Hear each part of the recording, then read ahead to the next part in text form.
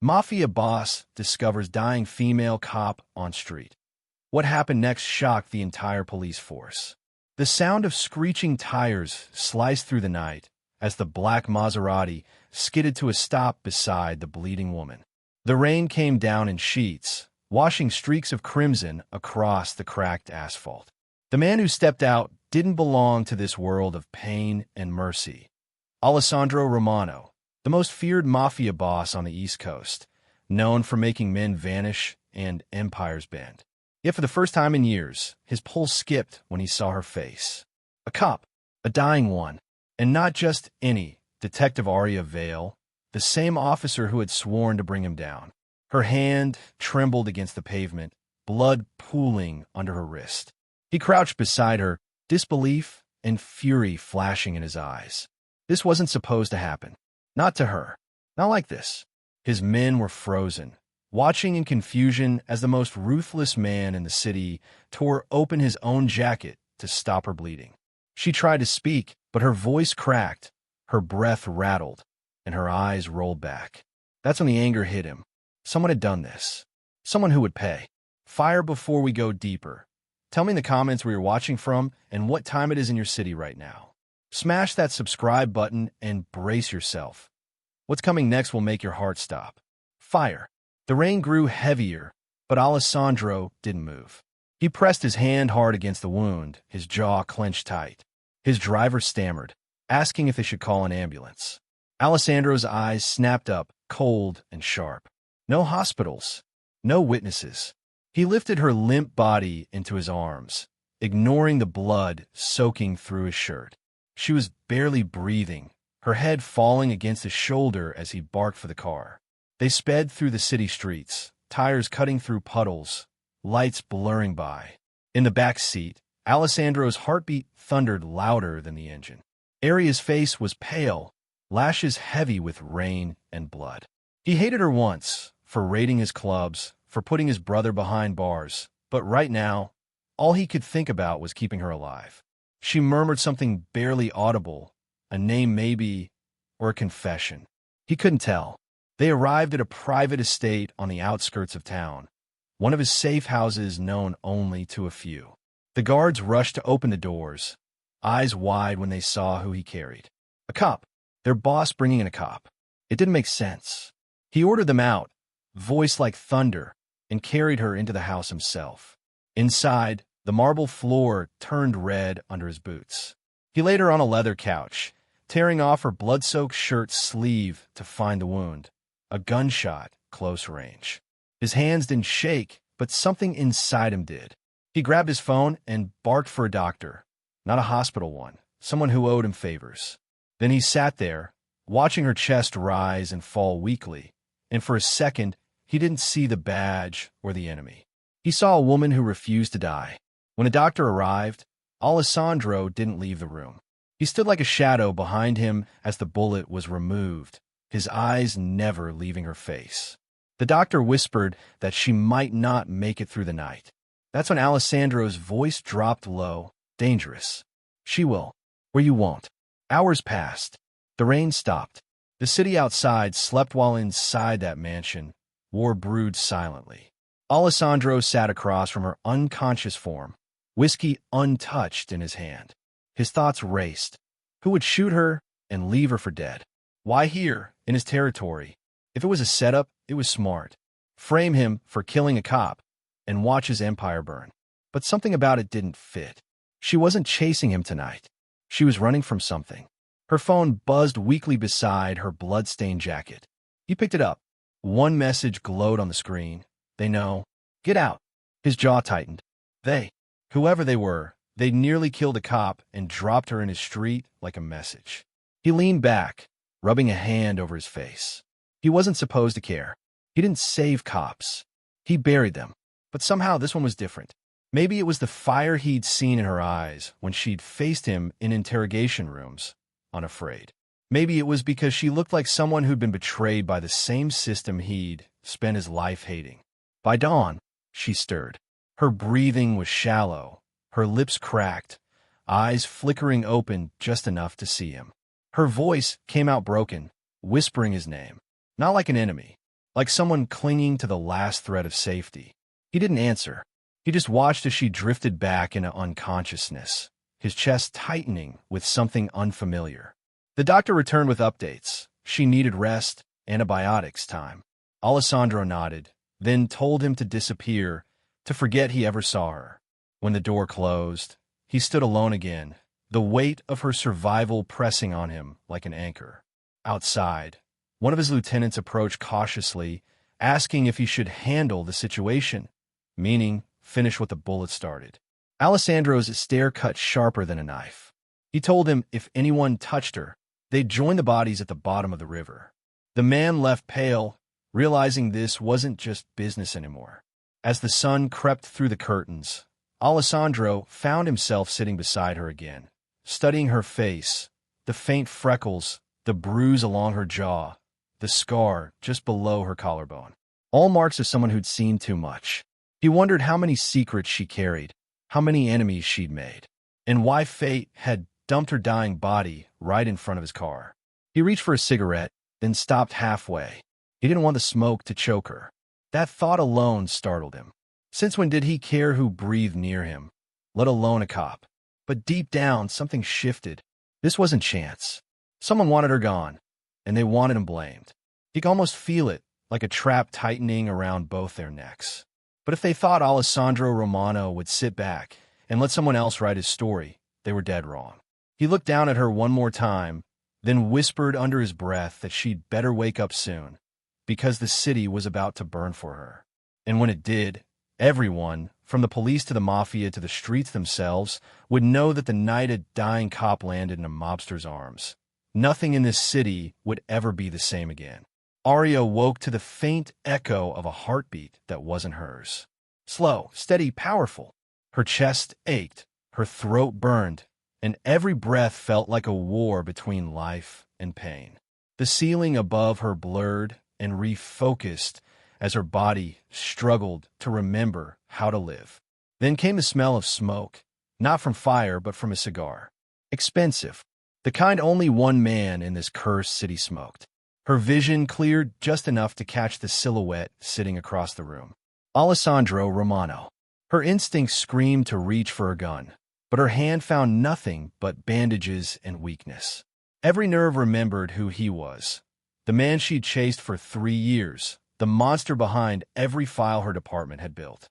Yet there he was, alive, calm, watching her like a ghost that refused to leave. His eyes weren't mocking or cold this time. They were unreadable, heavy with something she couldn't place. She opened her mouth to speak, but the pain silenced her. He moved closer, his expression sharp, commanding her to stay still. She wanted to fight, to scream that he should have left her to die, but her body betrayed her. He handed her a glass of water, and even that simple act carried more intensity than 1,000 threats. Her fingers brushed his as she took it, and she felt the faint tremor beneath his control. When she finally spoke, her voice cracked like glass. She asked him why she was alive. He didn't answer. He just looked at her for a long moment, then turned his back and muttered something under his breath about her being found bleeding in his street. His, as if he owned the city and everyone crawling in it. Her mind raced, trying to piece it all together. The ambush, the message on her phone, the shadow that followed her car before it flipped near the bridge. She remembered the sound of gunfire, the sting in her shoulder, the black SUV that vanished into the night. It wasn't the Romano family. She knew their style, clean, quick, surgical. Whoever came after her wanted her to suffer first. She tried to sit up, and agony ripped through her chest. Alessandro's hand caught her shoulder, forcing her back down, the pressure firm but not cruel. His touch burned like fire. She could feel the conflict in him, an urge to protect clashing with a lifetime of blood-soaked instinct. He told her not to move, that she wasn't ready. His voice was low, dangerous, the kind that made grown men drop their weapons. But she didn't see a killer in that moment. She saw a man who didn't understand why he'd saved someone like her. The silence between them was alive, thick with tension neither wanted to name. Outside, she could hear the faint hum of engines, men patrolling the perimeter. His world, his rules. Her eyes flicked toward the door, already calculating escape routes, but he noticed instantly. That cold, Mafia precision snapped back into place as he warned her that if she tried to leave now, she'd be dead before she made it 10 steps. Not from him, from whoever had shot her. That's when the anger hit her. She'd spent years chasing this man through shadows, and now he was lecturing her about survival. But deep down, beneath the fury, she knew he was right. She wasn't just a cop anymore. She was a target. Alessandro turned to the window, watching his men move like ghosts through the courtyard. His empire had always thrived on control, on knowing every piece of the game. But this woman bleeding in his bed, hunted by someone other than him, had thrown the board off the table. He lit another cigar, his mind racing. Someone had made a move on his territory and used her as bait. That wasn't an attack. It was a declaration. He made a call, his tone low and lethal. Within minutes, his lieutenants arrived, grim-faced, waiting for orders. He didn't bother explaining who she was. He only said one thing: find a shooter. No questions, no excuses. If anyone in the city had information, they'd cough it up by nightfall or choke on it. Back in the room, Aria's pulse was climbing. She could hear his voice echoing through the hall, smooth and venomous, the kind that could make death sound like poetry. She hated that it unsettled her. Hated that the man she'd sworn to destroy was now the one standing between her and another bullet. When he returned, she demanded answers again, this time with more force. He ignored the question and asked her one of his own. Who was she running from? She didn't respond. Years of training had taught her not to trust anyone, least of all a man like him. But when he leaned closer, his eyes burning into hers, she saw it. The flicker of truth. He didn't just want information. He wanted revenge. Whoever tried to kill her had crossed his line too. She told him only one thing: that the men who shot her weren't part of his network. They were federal. Rogue agents, possibly. Men who had infiltrated her task force and were cleaning house. She'd been digging too deep, getting too close to something buried beneath both the law and the underworld.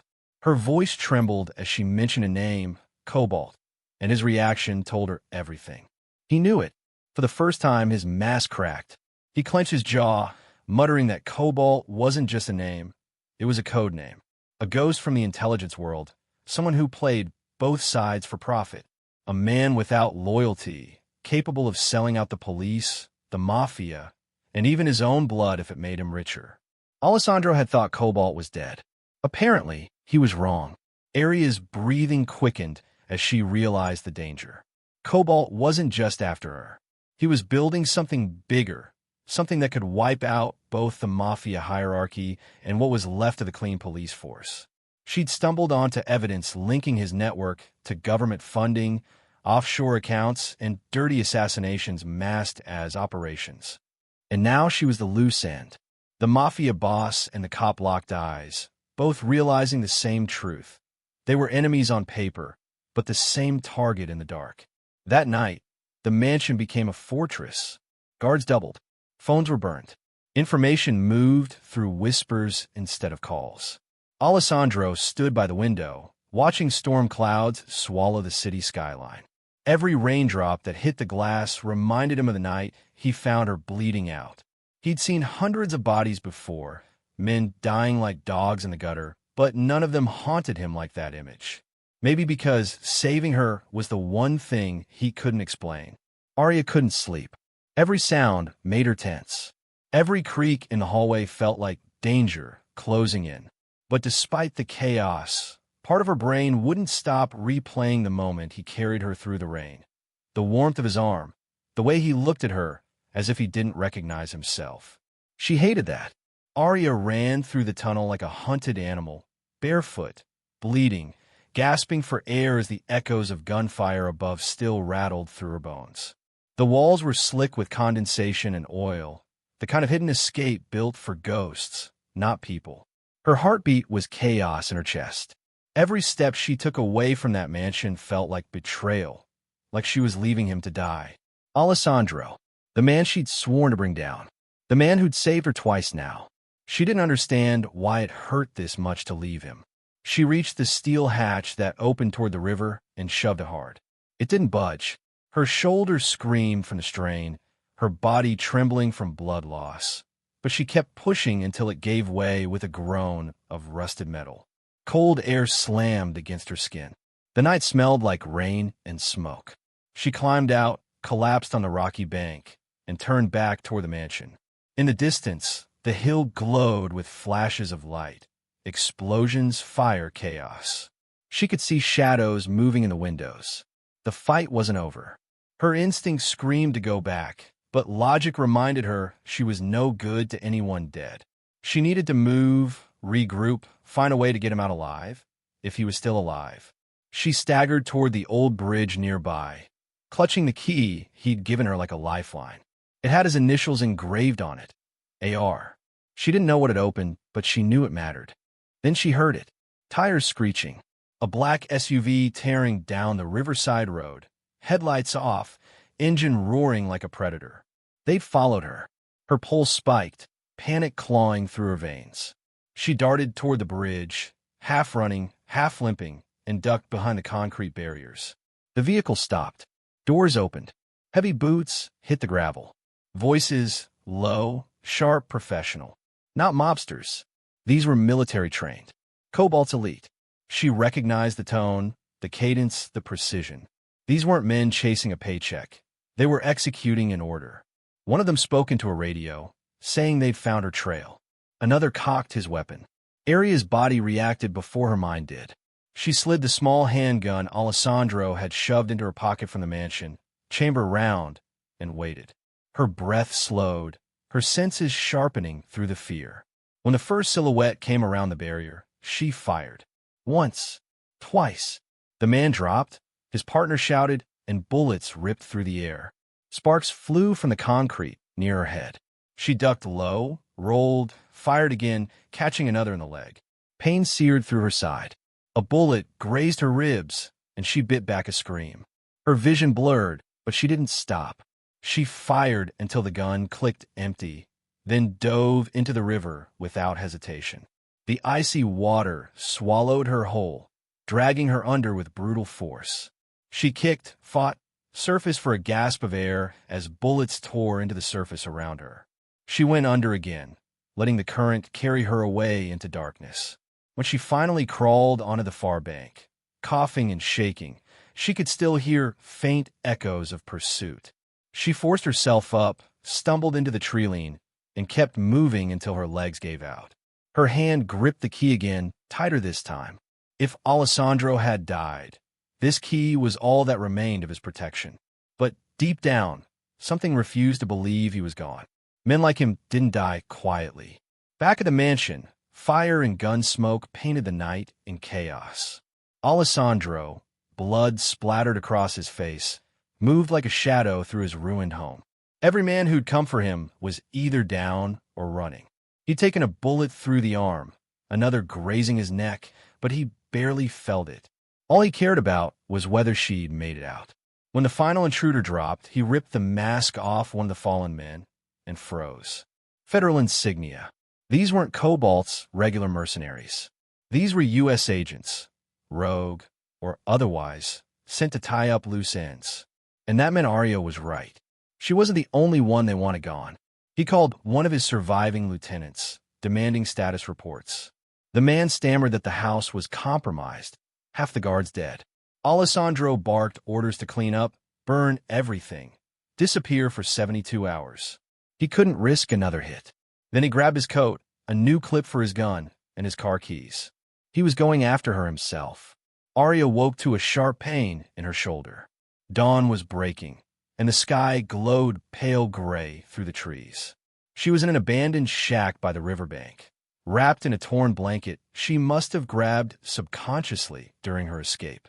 Her body was shaking uncontrollably, fever rising, blood soaking through the bandages. But she couldn't stop thinking about him. Every echo of the gunfight replayed in her mind. Every shot, every scream, every memory of his hand on hers. Then she heard the crunch of tires outside. Her heart froze. She reached for the gun again. Empty. The door creaked open. A figure stepped inside. For a moment, she thought it was over. But when the light hit his face, she forgot how to breathe. Alessandro. bruised, burned, bleeding but alive. He looked at her like a man who had seen death and decided to walk back through it. His voice was hoarse when he told her the mansion was gone, that whoever came for them wouldn't stop until they were both buried. She wanted to yell at him for following her, but all that came out was a broken whisper. "Why didn't you run?" He just looked at her, eyes cold as steel but soft around the edges. He said he didn't save people for free. Then he held up the same key she was clutching and smirked. He told her it wasn't for a door. It was for a vault. His vault, a place even his enemies didn't know existed. And inside it, something that could destroy Cobalt completely. Aria didn't know if she could trust him, but she didn't have a choice anymore. The world she'd worked for, the justice she believed in, it was all rotting from the inside. And this man, this criminal, might be her only way to burn the corruption out. They left the shack before sunrise, moving through the forest toward the outskirts of the city. Every noise made her jump, but Alessandro was calm, methodical, eyes scanning every direction. He'd been hunted too many times not to know the rhythm of pursuit. When they reached a dirt road, an unmarked black car waited. One of his men stepped out, alive but shaken, saying they'd lost communication with the rest of the crew. The city was crawling with federal ghost teams.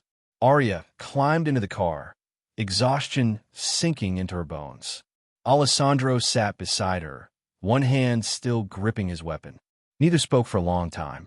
The silence was heavy, charged with unspoken fear and something dangerously close to understanding. When they reached the outskirts of the industrial district, Alessandro guided the car into an abandoned warehouse. Beneath the cracked floor was an elevator no one would notice. He inserted the key into a concealed slot, and the metal doors opened. Inside the vault, the air was cold and sterile. Computers, files, evidence, enough to topple governments. Aria's eyes widened as she realized what she was looking at. Names, dates, transactions. Every dirty deal, every assassination, every bribe connected to Cobalt's operation and half the city's elite. She turned to him, stunned. He told her this was his insurance policy, that in his world, power wasn't money, it was leverage. But now that she was part of this, she couldn't go back to being a cop. Not after knowing what she knew. She stepped closer, anger flashing through her exhaustion. He'd been collecting evidence this whole time, blackmail, proof, manipulation, while people died in the streets because of it. He didn't deny it. He just said survival had a cost. But then his voice changed low, raw. He told her something she didn't expect, that he'd lost everything once too. Family, trust, love, and that the people behind Cobalt had been the ones to take it all. The police had turned a blind eye, and the system had protected them. That was when he stopped believing in heroes. For the first time, she saw the man beneath the empire, the fracture behind the fury. And in that moment, she realized something terrifying and beautiful. They weren't on opposite sides anymore. They were the same, broken, betrayed, and burning for justice no one else dared to seek. Then the lights in the vault flickered. The monitors glitched. A voice came through the speaker system. Smooth, calm, venomous. Cobalt. He told them it was too late. He'd already found them. And as the screens filled with security footage of armed men closing in on the warehouse, Alessandro turned to her, his eyes dark and defiant. He said one sentence that made her heart stop. Looks like you and I are either dying together or starting a war. The screens flickered again, static hissing like a warning before going dark. A heavy silence fell, broken only by the sound of boots echoing faintly above them. Aria's pulse roared in her ears. Alessandro moved first, pulling her behind a steel pillar as he loaded his gun with calm precision. His eyes were wild but focused, a man fully alive in chaos. He told her quietly that the elevator was compromised. They had one way out, the maintenance shaft leading to the old subway line beneath the vault. Aria's mind raced, torn between fear and adrenaline. She checked her weapon, knowing it wouldn't be enough against the army coming for them. She'd been a cop long enough to know what a trap sounded like. This was it. The explosion hit before they could move. The blast ripped through the vault doors, throwing them to the ground. Dust filled the air, alarm shrieked, metal screamed. Aria coughed, blinking through the haze, her shoulder slamming into Alessandro's as he shielded her from debris. Men poured in, masks, rifles, body armor. Cobalt's private unit. No insignias. No mercy. Alessandro fired first. Bullets tore through the smoke, each shot deliberate, surgical. Aria joined in, her police training kicking in through the panic. They moved as one, ducking, covering, countering. Every motion chaotic yet in sync, like they'd fought together for years instead of days. Bodies hit the floor, but more kept coming. They pushed toward the maintenance door, Alessandro yelling for her to grab the flash drive from the main console. She sprinted across the room, heart pounding, dove over a fallen body, ripped the drive from the system, sparks flying as the monitors blew out. She turned just in time to see Alessandro get hit. The bullet tore through his side, and he went down hard. Aria didn't think. She dragged him toward the shaft, gritting her teeth as bullets shredded the walls around them. Alessandro was still firing, blood dripping down his arm, jaw clenched in fury. They reached the maintenance door. Locked. He shoved his key, into the panel. It beeped once, and the door slid open. A rush of air hit them, the sound of underground tunnels roaring below. Aria half lifted, half pulled him inside. The door slammed shut behind them, sealing the chaos out for a heartbeat. Alessandro slumped against the wall, face pale but eyes burning. He told her to go, to take the drive and disappear. She shook her head violently, shouting that she wasn't leaving him. Not again. His hand reached up, brushed her cheek, leaving a streak of blood. He smiled faintly, that maddening, half-broken smile she hated and couldn't look away from. He whispered that she'd been his last mistake and his only redemption.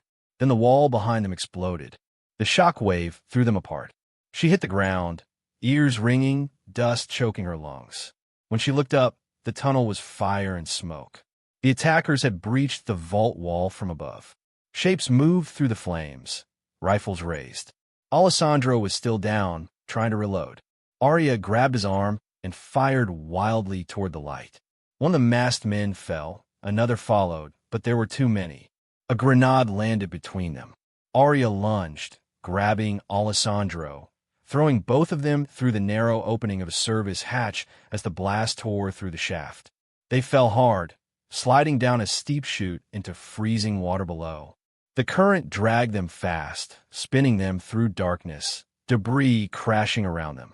Alessandro's hand found hers underwater, gripping tight, refusing to let go. When they surfaced, gasping, the night sky above the tunnel mouth was fractured with fire and sirens. Helicopters circled in the distance. They crawled out, soaked, half-conscious, into the ruins of an old bridge. Alessandro collapsed against the stone wall, coughing blood. Aria tore a strip of her shirt, pressing it against his wound. He told her not to waste her time.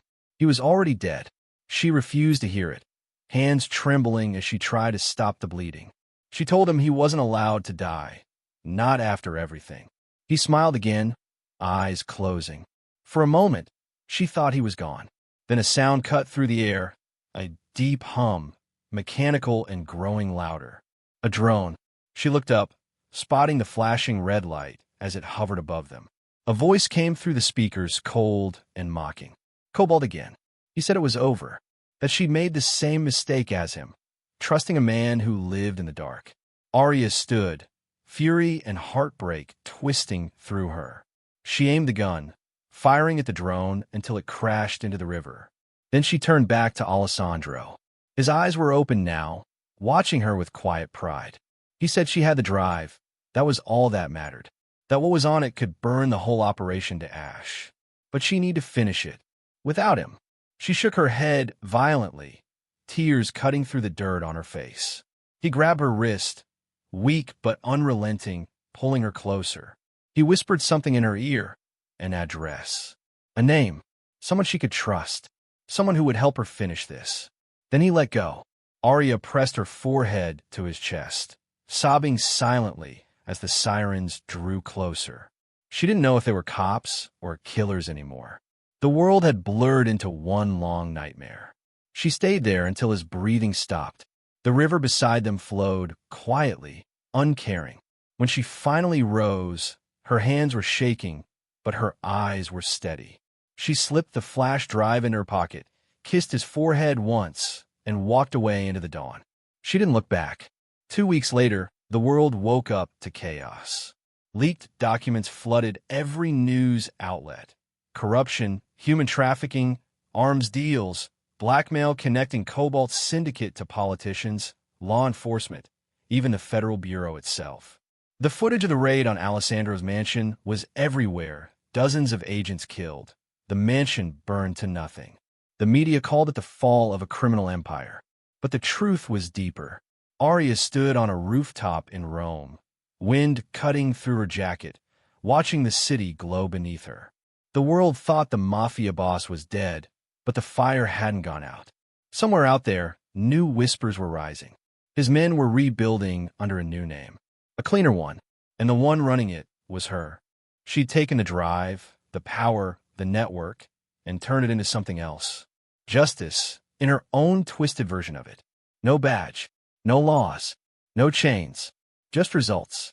But every night, when the city quieted, she still heard his voice, telling her that redemption always has a price, and that maybe, just maybe, the two of them hadn't really lost. They just started something no one could ever stop.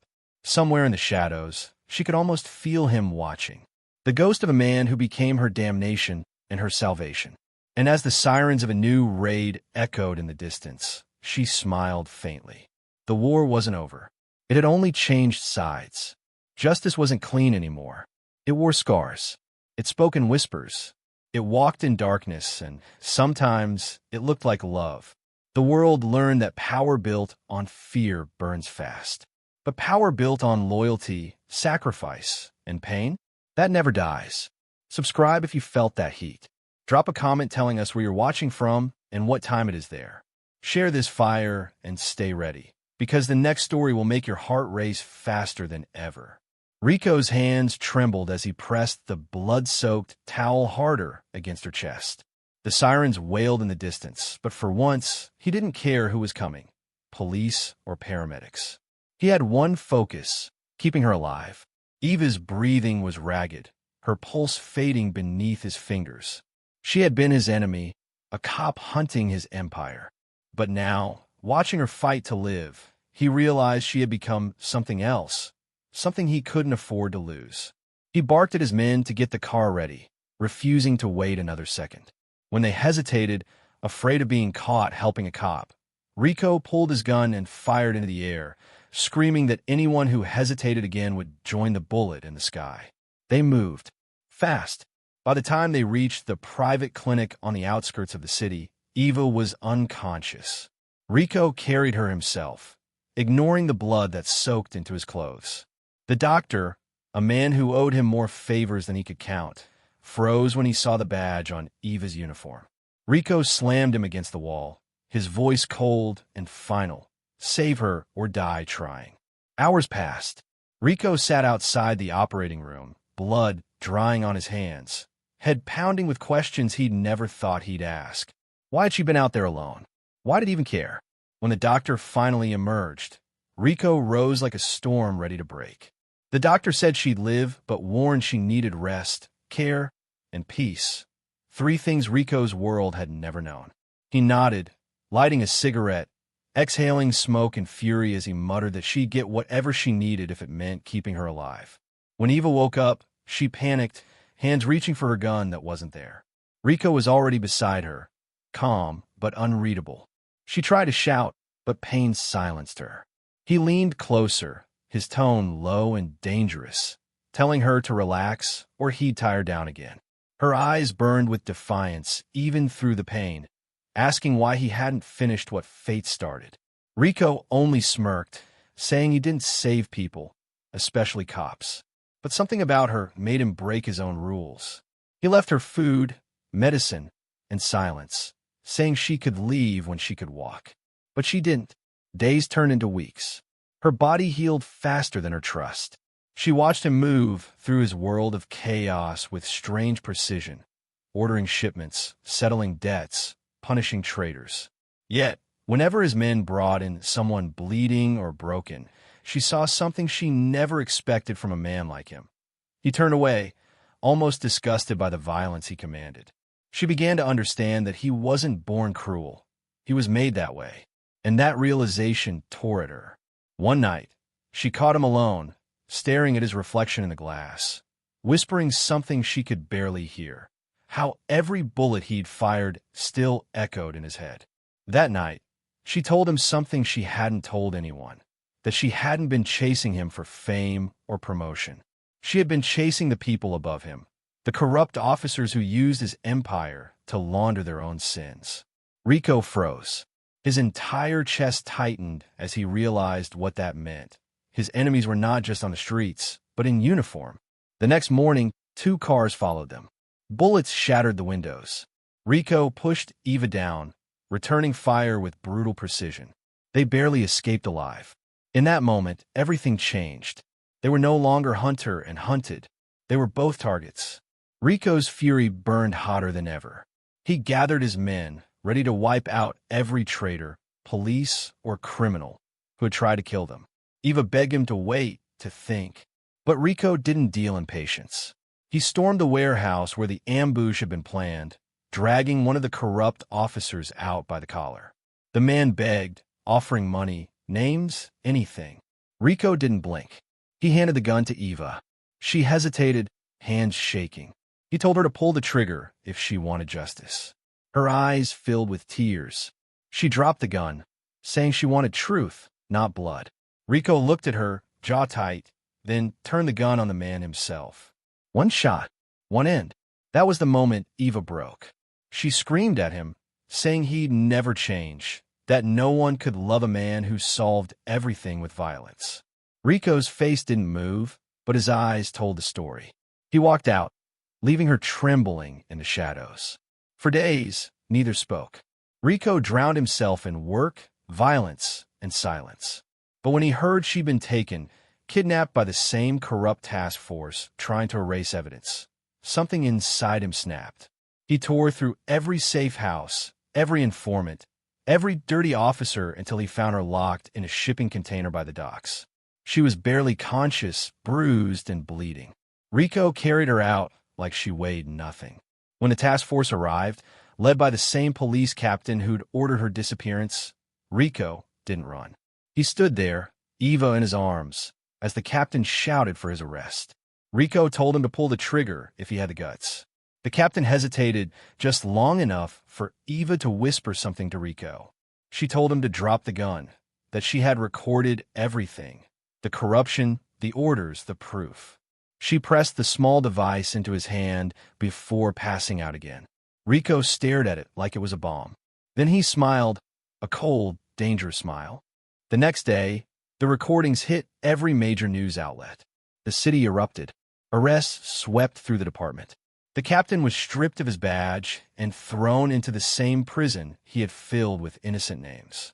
Rico turned himself in, shocking everyone, including Eva.